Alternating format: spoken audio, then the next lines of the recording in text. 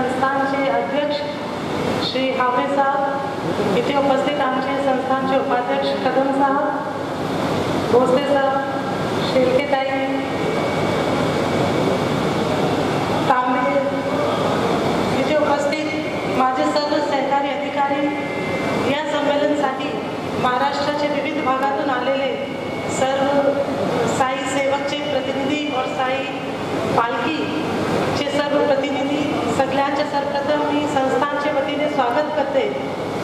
और आम्ही संस्थानतर्फे आता विविध ज्यापासून आमची नवीन गोडी आलेली आहे त्यापासून आम्ही विविध योजना सुरू केलेली आहे। त्यामध्ये सर्वात इम्पॉर्टंट आहे साई सेवक योजना। साई सेवक योजनामध्ये आपल्याला सगळ्यांना माहीत आहे, आमचे सर्व पत्रकार बंधू इथे उपस्थित आहेत, त्यांनी पण खूप चांगली बातमी सर्व न्यूजपेपरमध्ये दिलेली आहे। या योजनामध्ये आमचा जो उद्देश आहे की शिर्डीमध्ये आल्यानंतर आपल्याला जो वातावरण भेटलं पाहिजे ते खूप भावनापूर्ण राहायला पाहिजे, त्यामध्ये सेवाची भावना राहिली पाहिजे। और खूप लोकांची डिमांड राहते, आमचे जो सर्व पालखी मंडळ येते त्यांची डिमांड राहते की आपल्याला काहीतरी एक योजना शेगावच्या धर्तीवर केली पाहिजे। त्यासाठी आमचे विश्वस्त व्यवस्था मंडळाने एक योजना सुरू केलेली आहे। ते सगळ्यांच्या समोर जी संकल्पना आहे ते आमचे अध्यक्ष साहेब आपल्या समोर मांडणारच आहे। त्याच्या अगोदर मी इथे प्रस्तावनासाठी आलेले आहे। आपल्याला सगळ्यांना हे सांगू इच्छित आहे की आपण आतापर्यंत काय होता, आपला शिर्डी ग्रामस्थ वेगळे, संस्थान वेगळे, संस्थानचे अधिकारी वेगळे और येणारे भाविक पालखी मंडळाचे प्रतिनिधी सर्व वेगळे वेगळे, कोणी एक सूत्रात नव्हते।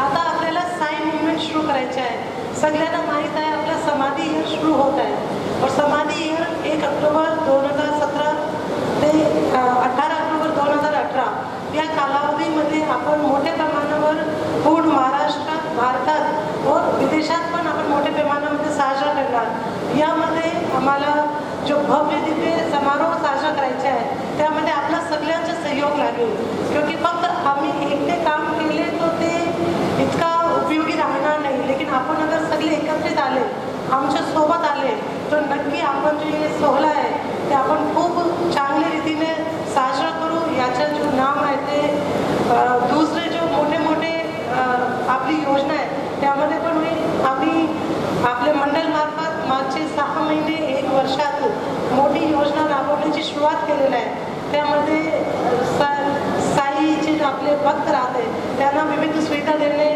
आपण दर्शनान AC केलेले आहे, त्यामध्ये विविध आपण चाय वगैरे और सगळी जी सुविधा आहे ते आपण फ्री ऑफ कॉस्ट देत आहे।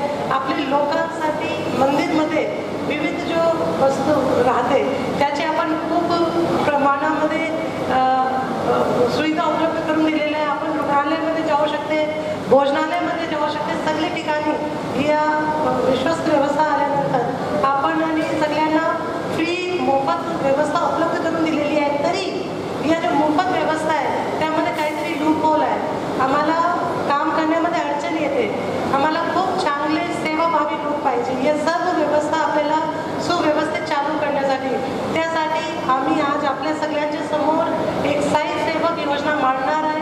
आमचे सर्व विश्वस्त, आमचे अध्यक्ष, उपाध्यक्ष सगळ्यांचे मनापासून हार्दिक इच्छा आहे की आपण सगळ्यांनी या योजनामध्ये मोठ्या प्रमाणामध्ये सहभाग नोंदवावे और आपण या सहभाग नोंदवणार आहे याची मला पूर्ण खात्री आहे। आपण या कार्यक्रमासाठी विशेष करून आले त्यासाठी आपला संस्थानच्या वतीने धन्यवाद देते। आपल्या राहण्याची, जेवणाची और दर्शनाची सोय संस्थानमार्फत केलेली आहे और कोणाला काही अडचण आहे तर आमच्या इथे बाहेर आम्ही हेल्प डेस्क तयार केलेला आहे, तिथे आपण संपर्क साधू शकते।